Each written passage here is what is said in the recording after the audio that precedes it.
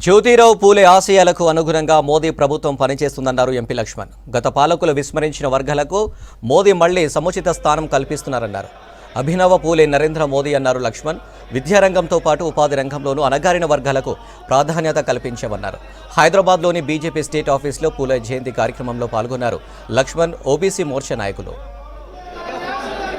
మోడీ గారు ఏ వర్గాలనైతే దశాబ్దాలుగా గత పాలకులు ప్రభుత్వాలు విస్మరించారో, నిర్లక్ష్యం చేశారో, అణిచివేయబడ్డారో ఆ వర్గాలకు ఇవాళ అన్ని రంగాల్లో కూడా సముచిత స్థానాన్ని కల్పిస్తూ నరేంద్ర మోడీ గారు ఇవాళ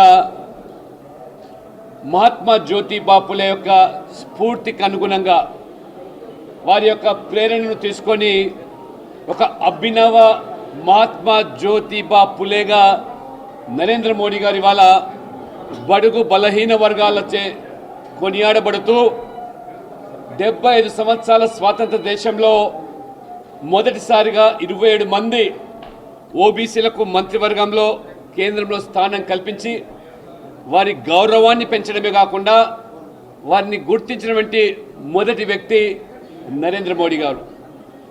విద్యారంగంలోనే కాదు, ఉద్యోగాల ఉపాధి కల్పనలే కాకుండా వారిని పారిశ్రామికవేత్తలుగా తయారు చేయడానికి అనేకమైనటువంటి ప్రధానమంత్రి వెంచర్ క్యాపిటల్ ఫండ్ లాంటి పథకాలను రూపొందించి వారిని వాళ్ళ ఉద్యోగపతులుగా తీర్చిదిద్దినటువంటి మహానుభావుడు నరేంద్ర మోడీ గారు.